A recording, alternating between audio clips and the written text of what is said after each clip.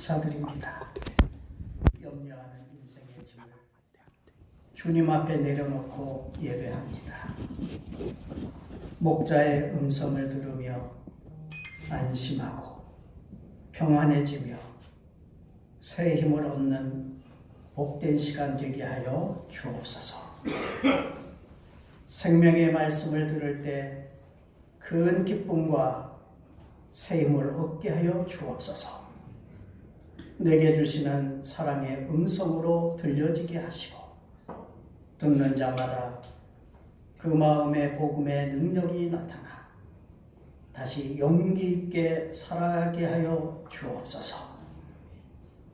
우리의 권속들 중에 이 자리를 그리워하지만 먼 곳과 육신의 연약함으로 함께하지 못하는 분들이 있습니다.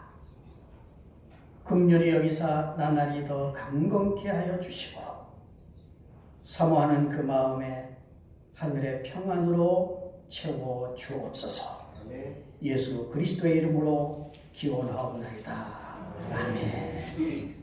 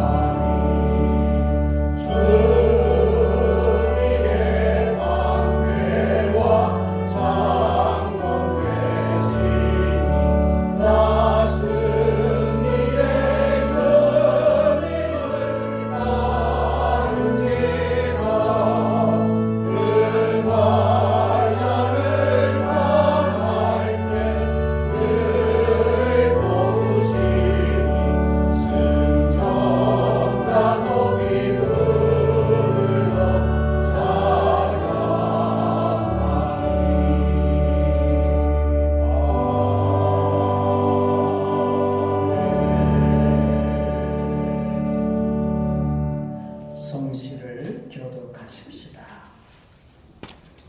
교독문 12번 시편 19편의 말씀입니다.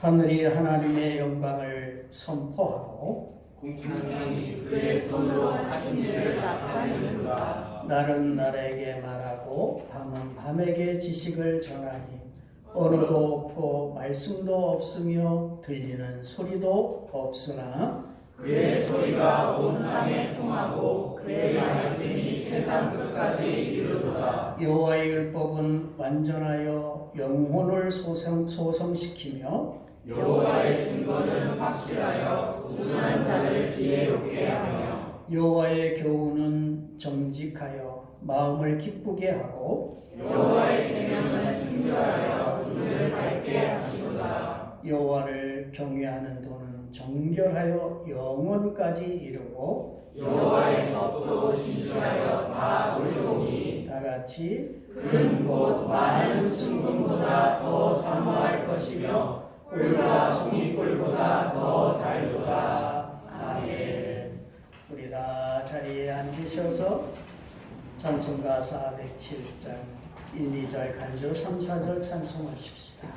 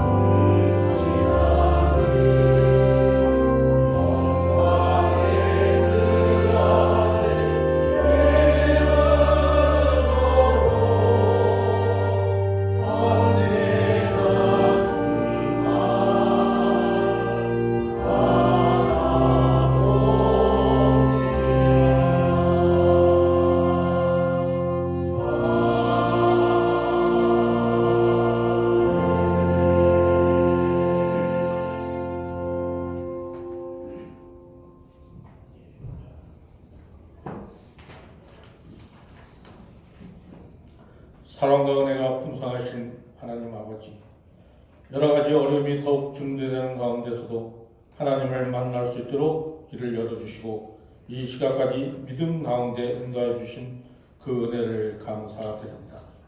저희들의 감사를 받아 주시옵소서. 벌써 2월 하순입니다. 주님께 나아가는 한 해가 되게 하여 주셔서 감사가 넘치는 해가 되게 하옵소서.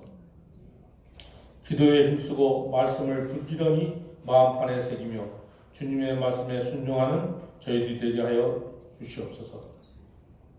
날마다 성령을 의지하며 성령의 도우심과 인도하심을 받는 한 해가 되게 하여 주시옵소서.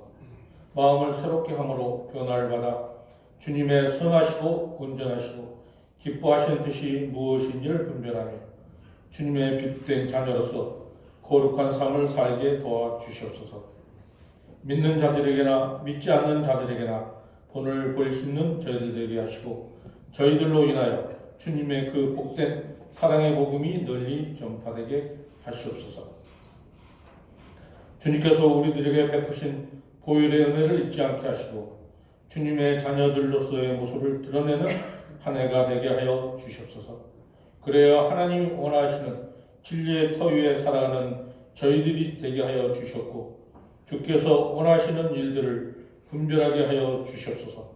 믿음으로 굳건히 서서 바라보는 것들의 실상을 알게 하시옵소서. 보이지 않는 것들을 증거하는 복음의 나팔수가 되도록 은혜 내려 주시옵소서. 작금의 양극화된 정치 상황을 봅니다. 지도자들에게 지혜를 주시고 어떤 상황에서도 결정된 그들을 통하여 분열이 치유되는 역사가 일어나게 하옵소서. 세워주신 온유한 교회가 주님이 분부하신 명령을 힘써서 준행하는 복된 교회가 되게 하시고 이웃을 부욕케 하는 교회, 구제와 선교에 힘쓰는 교회가 되게 하여 주시옵소서. 복음의 길을 개척하는 교회가 되게 하여 주시옵소서. 수많은 영혼들이 그 길을 감으로 영생을 얻는 역사가 있게 하여 주시옵소서. 성도들의 가정마다 주님의 그 크신 은혜가 함께 하시기를 원합니다. 경제적인 문제, 질병으로 인한 문제로 어려움을 당하는 가정들이 없게 하시고 가정마다 믿음으로 든든하게 하시고 신앙생활에 더욱 충실하며 감사하는 일들이 날마다 넘치게 하여 주시옵소서. 영육간에 건강한 가정들이 되게 하여 주시옵소서. 두 분의 목사님과 함께 동역합니다. 온전한 하나님의 나라를 위해 애쓰며 주님을 증거하는 두 분 되게 하옵소서. 거룩하신 주님, 말씀을 증거하시는 목사님께 성령으로 충만하게 하셔서 선포하시는 말씀이 저희들에게 주님이 주시는 지혜와 소망을 얻는 축복의 말씀이 되게 하여 주옵소서. 보이지 않는 곳에서 예배를 위해 헌신하는 손길들을 기억하시옵소서. 함께하여 주시옵소서. 어디에서 예배를 드려도 더욱 믿음을 굳건히 세워 성령님의 인도하심 따라 하나님을 찬양하고 영광 드리도록 인도하옵소서. 감사하며 예수 그리스도의 이름으로 기도드립니다. 아멘.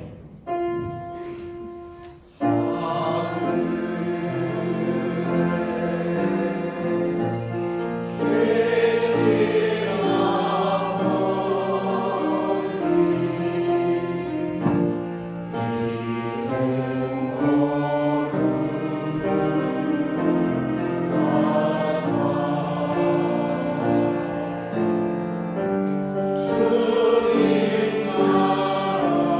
나라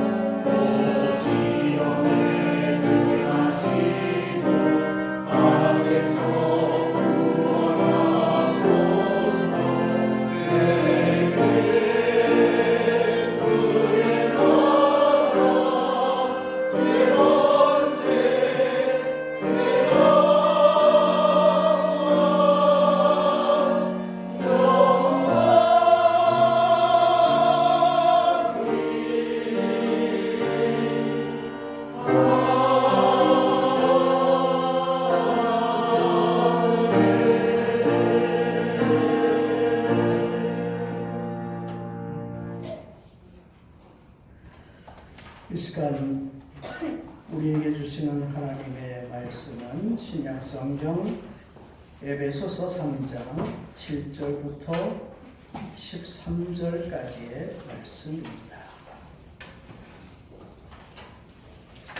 신약성경 312면 에베소서 3장 7절부터 13절까지의 말씀. 오늘 이 말씀은 저와 여러분이 한 절씩 교독하도록 합니다.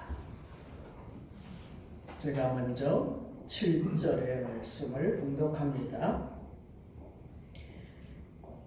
이 복음을 위하여 그의 능력이 역사하시는 대로 내게 주신 하나님의 은혜의 선물을 따라 내가 일꾼이 되었노라. 모든 성도 중에 지극히 작은 자보다 더 작은 자에게 이 은혜를 주신 것은 증명할 수 없는 그리스도의 풍성함을 이방인에게 전하게 하시고 영원부터 만물을 창조하신 하나님 속에 감추어졌던 비밀의 경륜이 어떠한 것을 드러내게 하려 하시리라.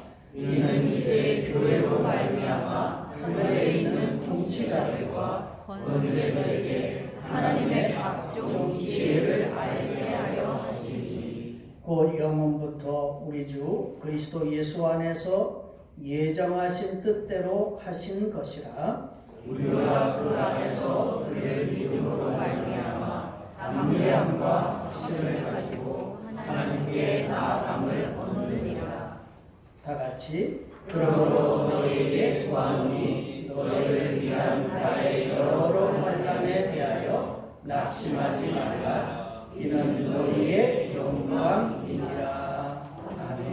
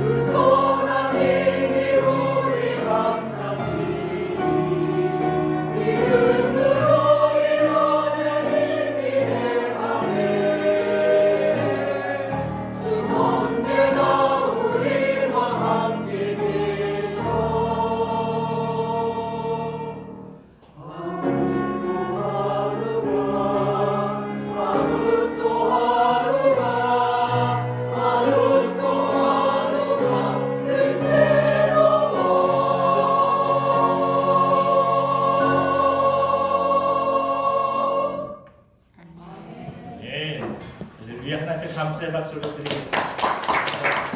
하나님 감사합니다.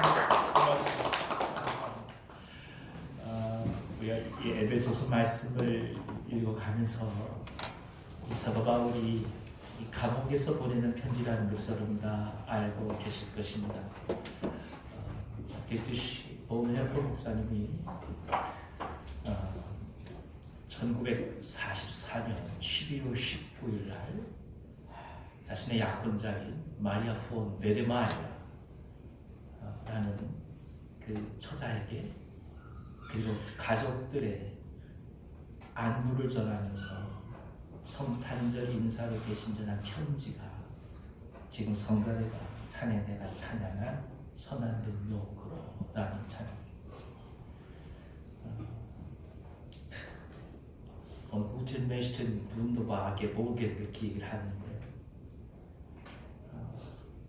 이 이듬해 부활절날에 범현프 목사님이 교수형을 당합니다. 숨겨당하기 전에 하나님의 희망을 얘기하고 하나님의 회복을 얘기하고 하나님의 정의를 얘기하고 하나님의 사랑을 얘기한 것이 오늘 찬송시입니다. 할렐루야. 이 말씀이 오늘 에베소서의 말씀과 더불어서 저희한테 귀한 희망을 주는 소망을 주는 하나님의 말씀이기를 간절히 기원합니다. 그리스도께서 교회의 머리가 되시고 우리 모두를 위해서 십자가를 지셨다. 이것이 우리에게는 너무나 당연한 일이지만 이것은 오랫동안 수천 년 동안 이어져 내려왔던 하나님의 비밀이었습니다. 그 비밀이 열려지고 그리고 이를 깨닫는 사람은 비로소 하나님의 경륜을 알게 된다고 오늘 에베소서는 말씀해 주었습니다.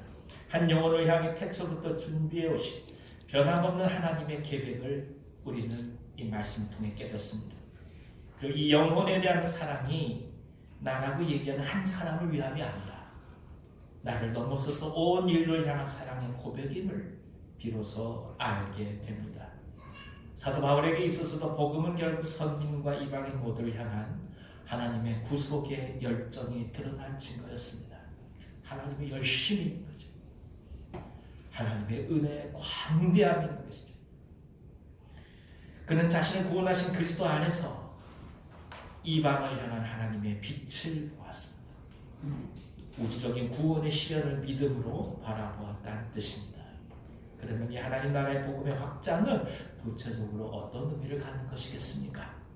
오늘 성령께서 저희 가운데 이 말씀으로 귀한 은혜 주시기를 기원합니다. 다 같이 7절을 읽어주십시오. 이 복음을 위하여 그의 능력이 역사하시는 대로 내게 주신 하나님의 은혜의 선물을 따라 내가 일꾼이 되었노라. 바울은 자청해서 사도가 된 사람이 아닙니다. 오히려 그리스도인을 박해하던 그런 사람이었습니다. 그럼 그가 이제 이방인의 사도가 되었습니다. 이유가 무엇이겠습니까? 바로 하나님께서 그를 일꾼 삼으셨기 때문입니다. 그를 선택하시고 그에게 복음을 가르쳐 주시고 일할 수 있는 능력을 주신 이가 하나님이시라는 뜻입니다. 이 히브리 말의 동사 중에는 우리에게 익숙하지 않은 동사 형태가 있습니다. 그것이 뭐냐 하면 예를 들어 우리가 광야로 나갔다 그렇게 얘기를 한다면 히브리 말은 이것을 그분이 나로 하여금 광야로 나가도록 만드셨다 이렇게 표현하는 것입니다. 예수님이 성령이 이끌려 광야로 나가셨다는 말씀도 사실 굉장히 유사한 표현입니다. 곧 인간이 자기 스스로 의지대로 선택하고 행동한다 할지라도 실제로는 그렇게 할 수 있도록 하나님께서 능력을 주시지 않고 인도하시지 않으면 일어날 수 없다는 깊은 신앙의 고백인 것입니다. 바울은 자신이 사도가 된 사실을 이와 같은 어조에서 신앙 고백을 하고 있습니다. 그의 능력이 역사하셔서 그분의 에너지에 의해서 내가 불림을 받았다는 것이죠. 그렇습니다. 하나님의 일꾼이 되려면 우리가 스스로 결단하는 것만으로는 부족합니다. 바로 하나님의 능력의 역사하심이 있어야 된다는 말씀입니다. 오늘 찬양대 찬양처럼 선한 능력에 하나님의 힘이 있어야 에너지가 있어야 우리가 그렇게 걸어갈 수 있다는 뜻입니다. 마치 홍해를 앞에 두고 어찌할 바를 알 수 없어서 방황하던 이스라엘에게 동풍을 불게 하셔서 홍해를 마르게 하신 것처럼 오늘의 현실 속에 진정 그리스도인이 되게 하시는 하나님의 능력이 먼저 선행한다는 것입니다. 그리고 그 하나님의 은혜를 통해서 비로소 그분의 존재하심과 우리를 그분이 얼마나 사랑하시는지를 깨닫게 되는 것이죠. 거부할래야 거부할 수 없는 그 사랑에 우리 이 강팍했던 마음이 다 녹아져 내리면서 하나님의 은혜 속으로 들어간다는 뜻입니다. 흔히 우리가 전통적으로 사용하는 비유가 있습니다. 이 봄날이 되니까 생각이 나는데 오늘 예쁜 처녀가 꽃바구니를 들고 봄동산에 나가서 예쁜 들에 꽃을 따기 시작했습니다. 지나가는 왕자님이 이 모습을 보고 너무나 깊은 사랑을 느끼신 거예요. 왕자님 내리셔서 말에서 내리셔서 이 처자에게 다가옵니다. 그리고 왕국을 함께 가자고 초대를 합니다. 세상에 어느 처녀가 그 말을 듣고 바로 따라가겠어요? 놀라가 무서워서 어떻게 했을까요? 다 꽃바구니에 내려두고 도망가 버리고 말았습니다. 며칠 지나고 난 다음에 다시 처녀가 꽃을 따러 나왔어요. 근데 그때 또 왕자님이 지나가신 거예요. 왕자님이 다시 말에서 내려서 이 처녀에게 다가옵니다. 나와 함께 왕국을 가지 않겠습니까? 이 처녀는 어떻게 했을까요? 더 놀랐습니다. 꽃방울을 버려두고 어떻게 했습니까? 도망갔습니다. 그러기를 여러 번. 나중에 이 처녀는 무엇을 깨달을까요? 이 왕자님이 그냥 지나가면서 내게 하는 게 아니구나. 진정한 왕자님의 사랑을 깨닫는 거예요. 내가 그 왕국에 갈 수도 있고 또 안 갈 수도 있지만 내게 모든 자유의지가 있지만 그럼에도 불구하고 그런 상황에서 이 왕자님의 사랑이 너무나 크고 귀해서 이 왕자님의 진실한 마음을 알기 때문에 그 마음에 이끌려서 왕자님의 손을 잡고 그리고 궁궐로 걸어 들어가게 된 것입니다. 이것을 가리켜서 전통적으로 교회는 무엇을 얘기하냐? 불가항력적 은총이라고 얘기합니다. 인간의 자유의지가 사라지는 게 아니에요. 나의 결단이 사라진 게 아니에요. 내가 어떤 것을 선택한다는 우리가 갖고 있는 소중한 의지가 사라지는 거 아니에요. 그럼에도 불구하고 그런 속에서 이 은혜 앞에서 그것을 수락할 수밖에 없는 그 사랑 앞에 우리가 감동되어서 걸어가는 것, 그것이 바로 하나님의 은혜라는 겁니다. 아멘. 하나님의 사랑, 글쎄 구원의 은혜는 이처럼 우리에게 다가옵니다. 우리가 모르고 방황하고 심지어 도망간다 할지라도 그분의 사랑의 능력 앞에 부름을 받고 신부가 되어서 그분의 사람이 되는 것입니다. 결국 일꾼 된다는 것은 무엇을 말하는 것이겠습니까? 하나님의 능력과 그 불가항력적인 은혜로 인해서 부름을 받는다는 뜻입니다. 오늘 우리가 이 자리에 서 있는 것, 우리가 그리스도로 불린다는 것, 그것이 결국 하나님의 은혜로 이루어졌다는 사실을 여러분 다 믿고 계십니까? 이 고백이 있을 때 그래서 우리는 일꾼들, 제자들이 가야 할 길을 이해할 수 있는 것입니다. 그러므로 참된 신앙은 일꾼으로 부르신 그 부르심에 응답함으로써 주님과 깊은 관계 속에 들어가게 됩니다. 사실 일꾼은 자신의 성공과 실패에 그다지 연연해 하지 않습니다. 단지 이 모든 일이 주인의 명령과 그가 기뻐하실까에 관심을 갖습니다. 우리가 하는 모든 사역의 주체가 하나님이시라는 말씀입니다. 어느 경우에는 밤을 새우기도 하고 어느 경우에는 눈물을 흘리기도 하고 어느 경우에 힘에 붙일 정도로 물질을 헌신하기도 하지만 돌이켜보건대 하나님의 은혜가 아니면 그렇게 할 수 없음을 깊이 고백할 수밖에 없는 것이죠. 사역은 그러므로 우리 자신의 것이 아닙니다. 사역마저도 하나님의 것입니다. 아니 우리 오늘 일하고 있는 모든 생업마저도 하나님께로부터 온 것이라 믿고 있는다면 우리가 힘든 것이 아니죠. 그분이 기뻐하실 수만 있다면 이 길을 걸어가는 거 아니겠습니까? 오늘 그의 나라를 위해 불림을 받았다면 우리에게 주어진 사소한 것 하나라도 귀한 것입니다. 아무리 사소한 것이라 할지라도 그것이 당신에게 주어지기 위해서는 그리스도의 땀과 있기 때문입니다. 할렐루야. 이 믿음으로 우리가 가는 거예요. 이 믿음으로 살아가는 거예요. 8절을 다 같이 읽어주십시오. 모든 성도 중에 지극히 작은 자보다 더 작은 나에게 이 은혜를 주신 것은 측량할 수 없는 그리스도의 풍성함을 이방인에게 전하게 하시고, 바울이 자신을 모든 성도 중에 지극히 작은 자라고 하는 이유는 과거에 자신이 예수 그리스도를 깊이 박해했기 때문입니다. 서슬이 10편에서 그리스도인을 죽이고자 했던 과거, 스데반의 순교 앞에 증인으로 서 있던 자신의 모습을 바라보면서 정녕 그리스도인으로서 자격을 논할 수 없는 사람이라고 자기 스스로를 생각했기 때문입니다. 그렇습니다. 이 진정한 일꾼은 자신의 과거의 참담함을 기억할 줄 압니다. 죄인으로 살아갈 수밖에 없는 인간의 실존을 누구보다도 자기 자신의 삶에서 깊이 체험하고 고백한다는 것을 말합니다.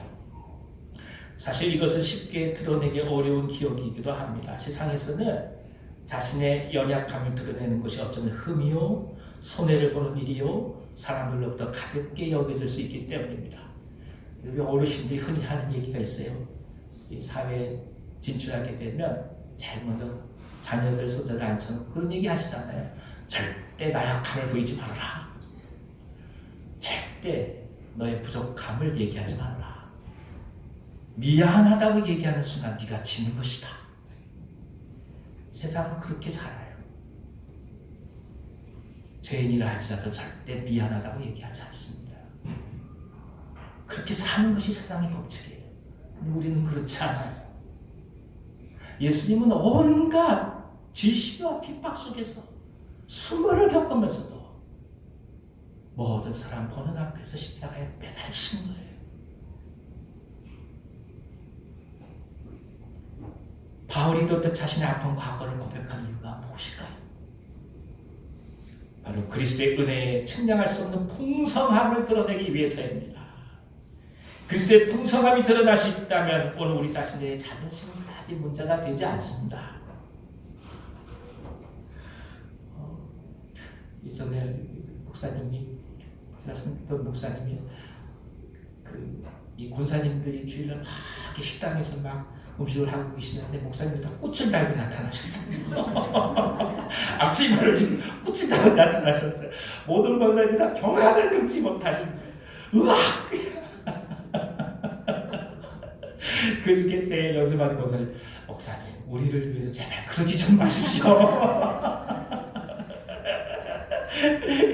목사님이 그냥 떳떳한 웃음을 터뜨리시면서 아니 실없이 그렇게 보이면서 나중에 그 말씀을 하시더라고요.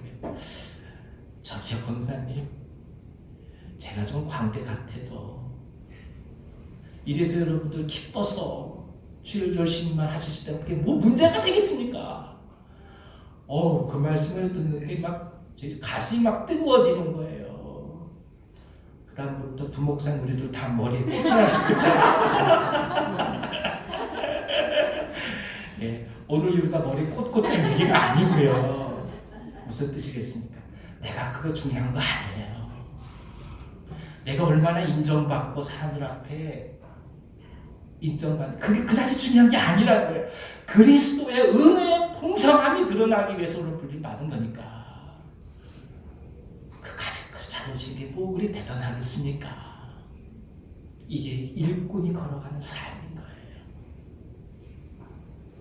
하나님의 은혜가 오늘 우리 자신을 살게 하는 것이지 오늘 내 자신의 능력이 나를 삶의 자리에서 살게 하는 것이 아니기 때문입니다.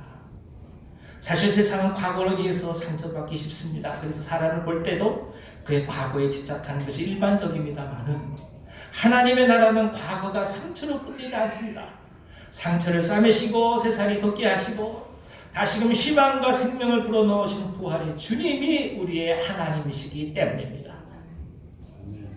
오역의 자리가 십자가가 아니겠습니까? 그것 이상 더 큰 저주가 어디 있겠습니까? 그런데 그 저주의 상징이 사랑의 상징으로 바뀌고 생명의 소망으로 바뀐 것 아니겠습니까?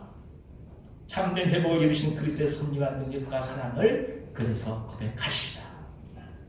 우리가 주님을 몰랐을 때는 우리의 아픔이 그냥 상처였어요. 근데 주님을 알고 그분의 은혜를 체험하는 순간 그 상처가 아닌 하나님의 은혜의 풍성함을 증가하는 소중한 도구가 된다면 우리가 얼마나 감사로 이 땅을 살아가는 거 아니겠습니까? 바울은 그 사랑의 체험이 자신의 일생을 이루었고 십자가의 고백으로부터 가장 고통스러운 과거의 상처를 극복해가며 이렇게 담대히 선포한 것입니다. 그러니 힘들고 낙심이 될 때마다, 어려워 쓰러질 때마다, 어느 경우에는 부끄러워서 얼굴을 들 수 없을 때마다 우리 주님만을 깊이 바라보시기를 기원합니다. 우리 내면의 상처를 자꾸 보지 마시고 주님을 바라보십시오. 참된 구원과 회복을 주신 주님을 기억하는 겁니다. 당신이 예수 그리스도를 처음 만난 날 세상이 바뀌었던 그 놀라운 사건을 그래서 놓지 마시기를 기원합니다. 중요한 것은 우리의 모든 것을 치약으로 나눌 만큼 우리 예수님의 은혜가 풍성하다는 것입니다. 우리의 아픔을 무시하는 것이 아니라 그 아픔을 감싸고도 나눌 만큼 그리스도께서 당신을 사랑하신다는 것입니다. 이걸 믿고 가는 거죠. 옆에 계신 분 한번 얘기해 볼까요? 주님이 당신을 정말로 사랑하십니다.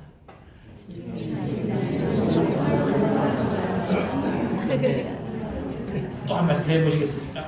주님이 당신의 상처보다 더 사랑하십니다.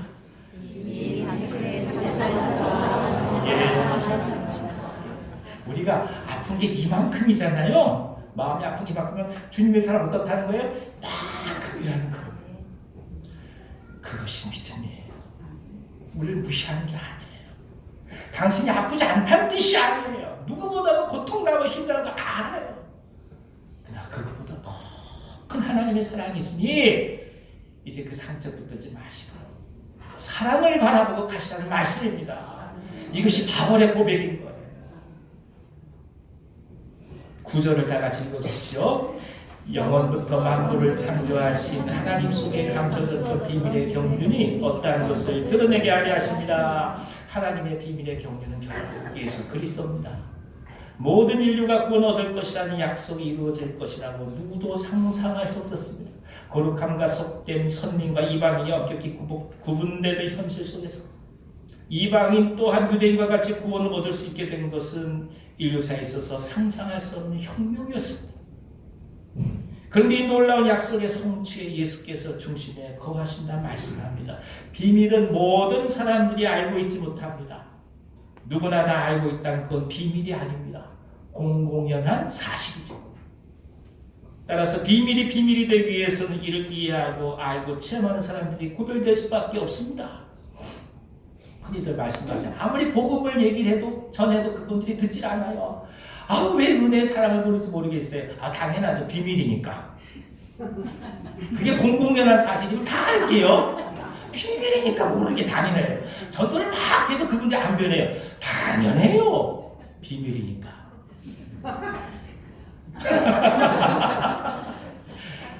근데 그 비밀이 우리에게 열려진 거예요. 그래서 이 자리에 앉아 계신 거예요. 이게 얼마나 이 은혜가 큰 은혜겠습니까? 그리스도의 은총은 모든 일을 향한 보편적 은총이지만 이 보편적 은총이라고 얘기하는 하나님의 은혜를 체험하는 사람은 선택된 하나님의 백성들만이 가능하다는 뜻입니다. 생각해 보십시오. 똑같이 복음을 들은 거 아닙니까? 그런데 다른 사람은 세상에 속해 있고 우리는 오늘 이 자리에 나와 앉아 있습니다. 그러니 이것이 바로 비밀입니다. 역설적인 하나님의 은혜인 것입니다. 그러면 이 지혜의 경륜이 드러난다는 것은 이 은혜는 어떤 결과를 가져오게 될까요? 10절을 읽어주십시오. 이는 이제 교회로 말미암아 하늘에 있는 통치자들과 권세들에게 하나님의 각종 지혜를 알게 하려 하심이니 교회는 더 이상 교회 자신을 위하여 존재하지 않게 됩니다. 교회는 놀라운 섭린 하나님의 영광을 위해 존재한다는 뜻입니다. 이곳에서 지금 말씀하고 있는 통치자들 또 권세자들은 일반적으로 우리가 해석하기를 천사라고 해석합니다. 또 각종이라는 말은 다채로운 놀랄 만큼 아름다운이라는 뜻입니다. 그러니까 하늘에 있는 천사들이 교회를 통해서 하나님의 지혜에 무한한 다양함과 아름다움을 깨닫게 된다라는 말씀입니다. 생각해 보십시오. 죽어마땅한 죄인들이 어느 순간 그리스도의 피로 인해서 의인이 되어버리고 말았습니다. 서로 죽고 죽이며 구원이란 존재할 수 없다고 생각하던 인간들이 그리스도의 은혜로 구원을 입어서 하늘의 보좌에 이르게 됩니다. 심지어 그들을 하나님은 아들과 딸로 내 백성이라고 부릅니다. 그러니 선과 악에 민감한 천사들의 경우 이것을 어찌 이해할 수 있겠습니까? 자기들보다 한참 못했다고 생각해서 그냥 악가운데 있는 인간들 생각해서 그런 존재들이 하나님의 아들과 딸이 된다고 하는데 그것을 어찌 쉽게 이해할 수 있겠습니까? 하지만 어린 양의 피로 실제로 이루어지는 것을 바라보면서 이것이 하나님의 지혜요 하나님의 경륜이 아닌가, 얼마나 크고 깊은지를 이 천사들이 다시금 깨닫는 거 아니겠습니까? 곧 교회는 세상의 판단과 가치를 넘어서는 소중한 하나님의 나라를 이 땅 가운데 이루어 간다는 것입니다. 한 사람 한 사람 바라보면 다 죄인이고 부족한 존재이지만 그런 존재들을 성령께서 하나로 모아 그리스도의 은혜로 씻기셔서 하늘나라가 이 땅 가운데 임하는 사건을 실제로 하나 둘씩 이루어 간다는 것입니다. 신학교 다닐 때 곽선희 목사님 모셔서 그런 얘기를 하시는 거예요. 곽선희 목사님 사모님이 어느 날 버스를 타셨답니다. 앉을 자리가 없어서 이렇게 이제 한 곳을 가시다가 좌석에 손을 잡고 서 있는데 그 앞에 앉아 계신 분이 고개를 들어서 전도를 하시더래요. 예수 믿으시라. 사모님이 듣다가 차마 뭐 끊을 수가 없어서 다 들으신다. 어느 교회 나가시는데 소망교회예요. 그러면 말씀하시대요. 우리 목사님 참 귀하게 말씀을 전해서 얼마나 좋은지 모르겠다고 한참 말씀을 전해주시더래요. 이 사모님 집에 오신 거예요. 그것도 모르시고 광 목사님 저녁에 퇴근을 하셨답니다. 사모님을 바라보는데 사모님이 한마디 하시더래요. 목회를 하긴 하나 보네. 교회 가면 성도님들이 목사님 그러는데 집에만 가면 사람 대접을 못 받는 거예요. 왜 그렇겠습니까? 가까운 허물이 다 드러나잖아요. 다 죄인인 거 아니겠습니까? 우리 다 죄인이잖아요. 근데 그런 죄인을 하나님 사랑하셔서 하나님께서 직분 주시고 하나님 아들 딸 되게 하시고 교회 되게 하시고 복음을 알게 하시고 나를 넘어서 세상을 보게 하신 거 아니겠습니까? 그러니 그 깊은 경륜이 얼마나 크고 아름다운가. 이것이 에베소서의 고백인 것입니다. 바울은 이를 이렇게 표현해요. 깊도다. 하나님의 지혜와 지식에 풍성하며 그의 판단을 헤아리지 못할 것이며 그의 길은 찾지 못할 것이로다. 천사도 흠모하는 영혼을 위한 구속의 사건들이 교회를 통하여 지금 일어나고 있습니다. 우리가 여기서 기억할 것이 있습니다. 교회는 그래서 세상의 희망으로 부름을 받았다는 뜻입니다. 그것은 건물이 아니라 그리스도 안에 자신을 헌신한 줄 알고 섬길 줄 아는 하나님의 백성이기 때문에 그렇습니다. 우상과 이방의 땅, 우상을 만드는 직업을 가진 사람들이 많이 난 땅, 그곳에서 한 명 아브라함을 부르셔서 하나님은 이스라엘을 이루셨습니다. 그리고 지금 영적인 이스라엘의 자손들로서 오늘 우리들이 지금 이 자리에 있게 하셨습니다.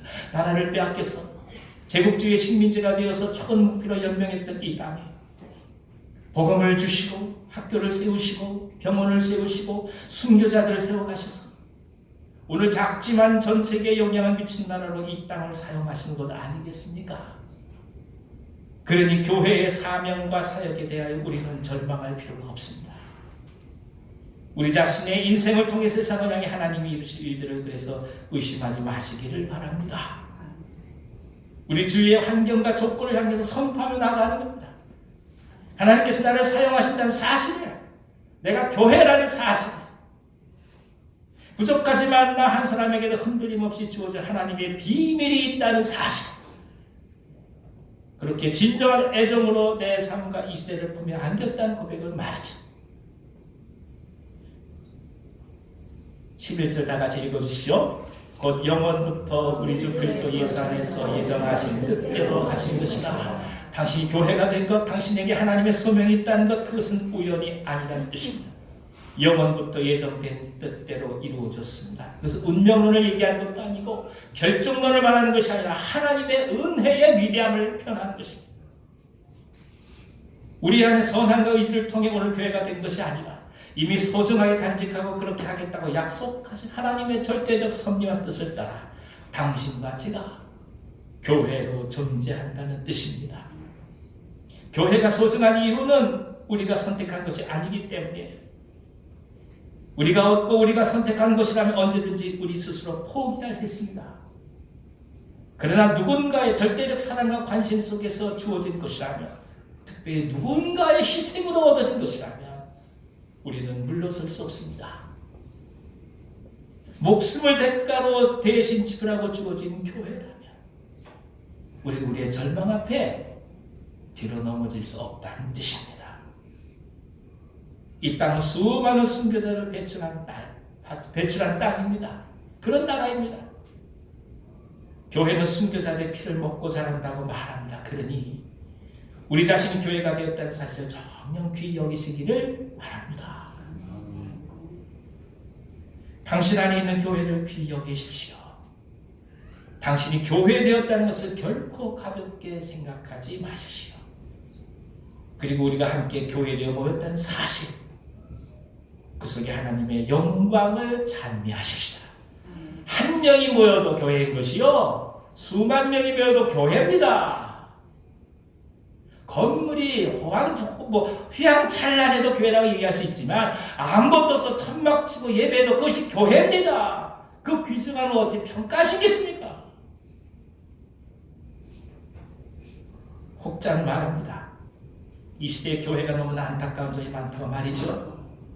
하지만 인간이 부족하다고 해서 피를 흘리신 그리스도의 사랑이 사라지는 것이 아닙니다. 모두를 살리기 위한 예수님의 희생이 없어지는 것 아닙니다. 여전히 그리스도의 보혈은 2000년 전이나 지금이나 변함없이 흘러내리고 있습니다. 그리고 그것을 지금도 눈앞에 보이는 현실로 맞이하고 있는 것이 바로 오늘 우리 자신들이 드린 이 예배요, 교회요, 드러나는 성례가 성차식 아니겠습니까? 우리가 흠이 없어서가 아니라 그리스도의 헌신과 희생이 있기 때문에 공통체는 아름답습니다. 우리가 칭송할 만해서가 아니라 그리스도의 죽음이 위대하기에 교회는 소망이 있습니다. 사람을 보면 절망할 수 있죠. 그러나 그리스도의 희생과 그 보혈 앞에 우리는 소망을 노래하는 거예요. 아까 뒤뜰에 보내 그 목사님의 시처럼 내일을 바라보는 거예요. 빛을 바라보는 거예요. 해가 떠오르는 걸 바라보는 거예요. 내 자신이 아닌 그분의 십자가의 희생과 사랑을 알기에요. 그렇다면 이 교회의 아름다운 결과는 무엇을 향해 나갈까요? 12절을 다 같이 읽어주십시오. 우리가 그 안에서 그를 믿음으로 말미암아 담대함과 확신을 가지고 하나님께 나아감을 얻느니라. 담대함과 확신입니다. 담대함은 모든 것을 말할 수 있는 것이라는 뜻입니다. 우리 안에 있는 하나님의 놀라운 구속의 은총, 우리를 자연이 되게 하신 그 아름다운 뜻을 숨기지 않고 모든 것을 말할 수 있다는 것입니다. 신앙인으로 모든 것을 다 양보할 수 있습니다. 그러나 이 믿음으로부터 출발하는 담대함을 양보할 수 없습니다. 복음의 완전성, 나를 바꾸고 세상을 바꾼다는 사실에 대해서 탐욕히 선포할 수 있습니다. 이 담대함을 계속해서 체험하고 드리는 사람들, 그들이 바로 제자요 그리스도의 사람인 것입니다. 우리의 삶이 담대하기를 기원합니다.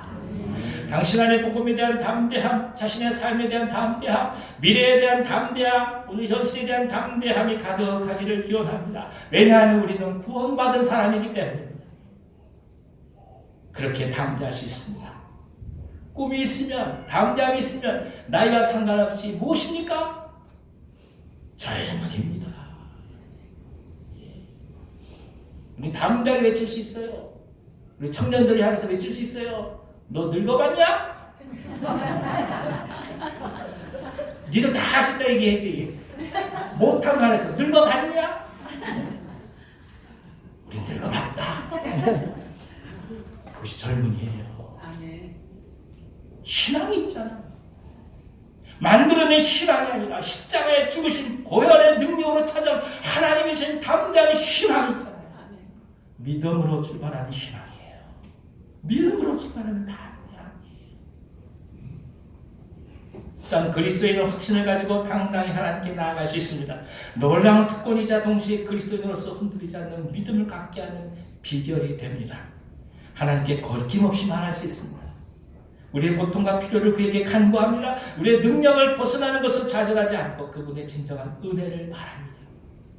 하나님께 나아가는 것, 그것에 인색할 필요는 없습니다. 사랑하는 사람은 이유가 있어서만 만나지 않습니다. 그저 만나는 것으로 좋고 보고 싶고 또 보고 싶은 것이지요. 그저 만나는 것, 당신이 하나님께 나아가는 것, 그것이 바로 사랑이요 하나님의 은혜에 대한 우리의 응답인 것입니다. 당당하게 나가시죠. 언제든지 나가시기를 기원합니다. 예배당은 항상 커피를 끓여놓겠습니다. 지나가시다 심심하면 오시죠. 여기서 쉬시기도 하시고 이야기도 하시고. 당신이 교회이기 때문이에요. 13절 읽어주십시오. 그러므로 너희에게 구하노니 너희를 위한 나의 여러 환난에 대하여 낙심하지 말라. 이는 너희의 영광이니라. 교회됨을 아는 사람 그는 환난에 대하여 낙심하지 않습니다. 바울은 성도들을 향하여 자신이 감옥에 갇혀있기에 낙심하지 말라고 선언합니다. 이것이 하나님의 사람의 믿음입니다. 여러분, 어떤 일이 있다 할지라도 낙심하지 말고 나아가십시다. 당신은 희망의 사람으로 부름받았기 때문입니다. 우리가 지금 감옥에 있는 거 아니잖아요. 감옥에 있는 사람도 형장이 있으며 살아가는 사람들 신앙을 노래하는데 이렇게 멀쩡히 서 있는 우리야 어찌 희망을 노래하지 않겠습니까? 담대하십시오. 당당하십시오. 그 어떤 어려움이 다가간다 할지라도 천사도 흠모하는 하나님의 지혜의 열매인 교회가 우리라는 사실을 기억하시면서 이번 주간 넉넉히 승리하는 우리 모두기를 간절히 기원합니다. 기도하겠습니다. 하나님 아버지, 저희들을 사랑하셔서 교회됨을 알게 하시고 그 은총을 알게 하시고 경륜을 알게 하셔서 담대함과 확신으로 나가게 도우시니 감사합니다. 사랑하는 교우들, 어떤 일이 다가온다 할지라도 어떤 어려움과 난관이 있다 할지라도 주님으로부터 오는 소망을 굳건히 붙들게 하여 주시고 능히 승리하며 하나님의 영광을 찬미하게 하여 주시옵소서. 예수님의 이름으로 감사하며 기도하옵나이다. 아멘. 우리 함께 찬송하십시다. 찬송가 309장입니다.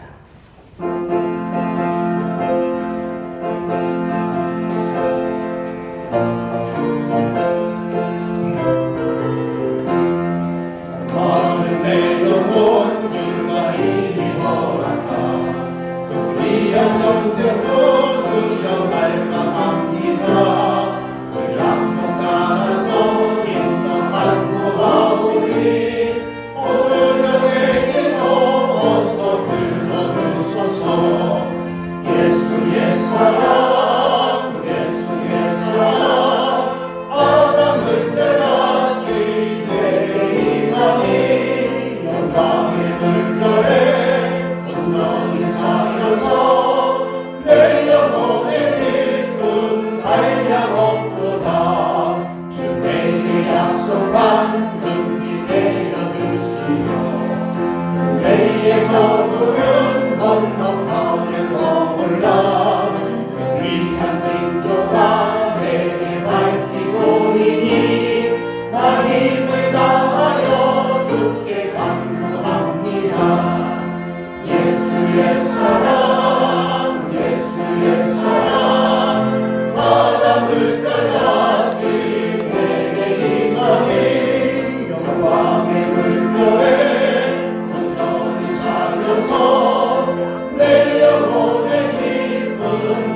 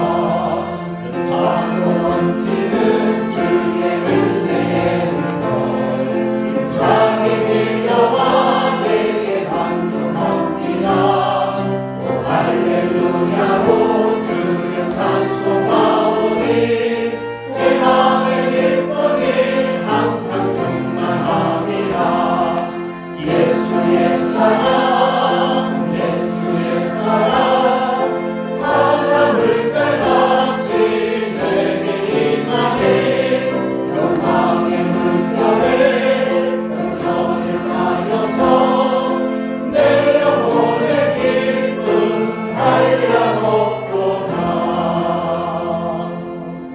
아멘. 교회 소식과 교우들의 소식을 전하는 시간입니다. 우리 이경희 권사님 수술 후에 회복하느라고 애쓰셨는데 오늘 나오셨어요. 앉아있기 계속 앉아있기 힘드시지만 또 일어나서 예배도 드리시고 얼마나 감사한지요. 그 다음에 우리 인탄 청년 부부 결혼하고 여행 잘 다녀오고 오늘 예배에도 참여했습니다. 다시 한번 일어나서 우리 한번 인사할게요. 잘 봤습니다. 반갑습니다.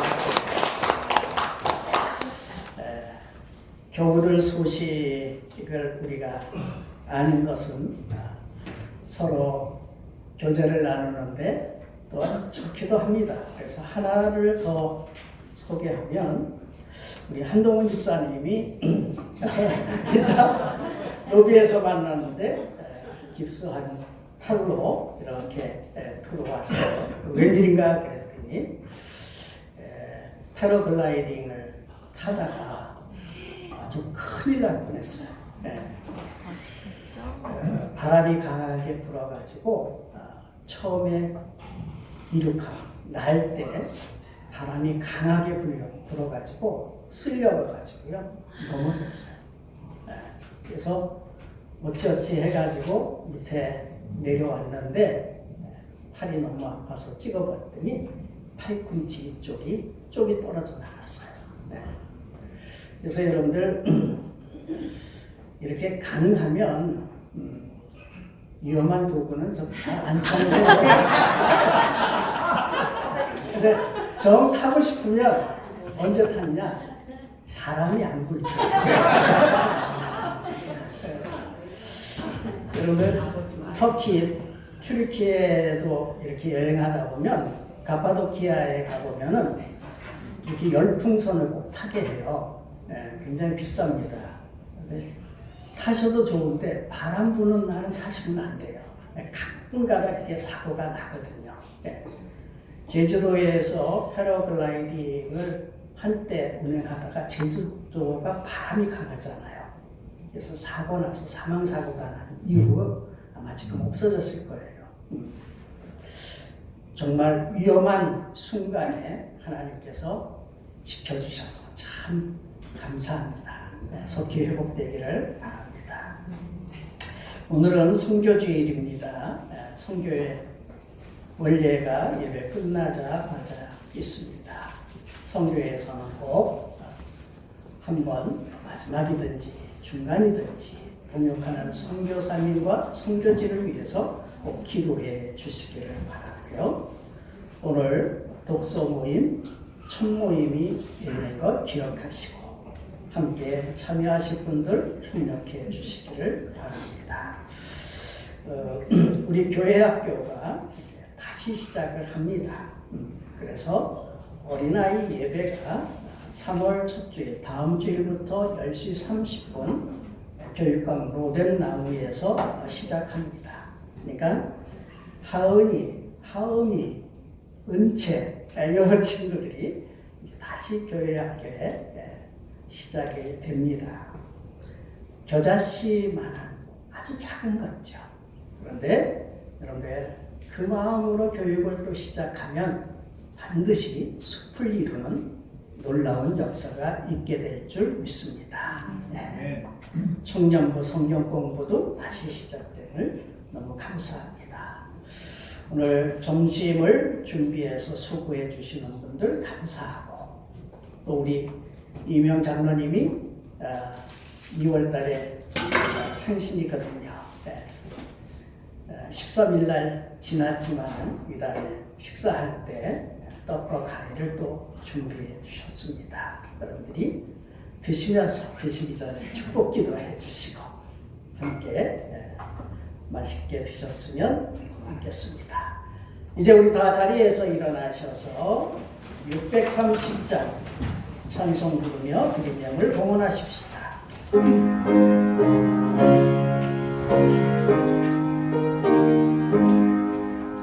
지와 생명 되신 주 이 몸을 바치옵니다. 믿음과 소망 사랑에 한 마음 되게 하소서.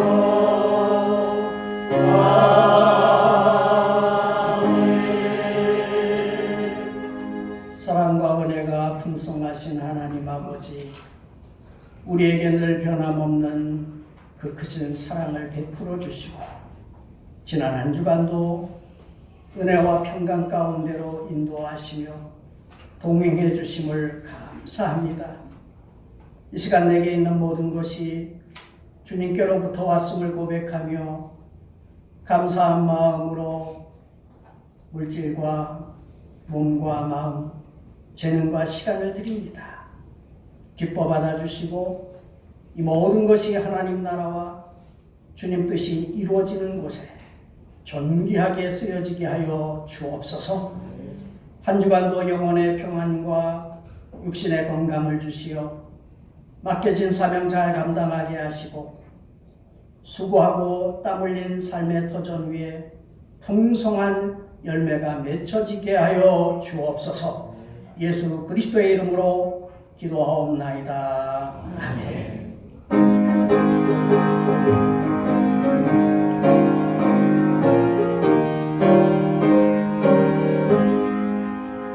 이름 없이 떠들 자가 없는 이때에 내가 어찌게 그릇에 앉아 있을까.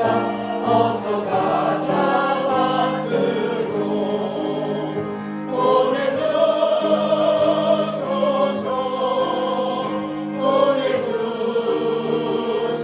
보내주소서. 재단 숯불 내 입술에 대니 어찌 주저할까. 주여 나를 보내주소서.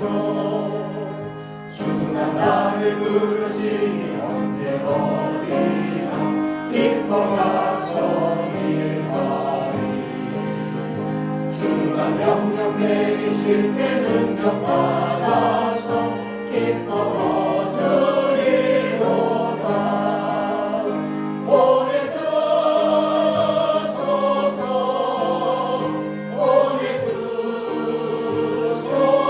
보내주소서. 재단 숯불 내 입술에 대니 어찌 주저할까. 주여 나를 보내주소서.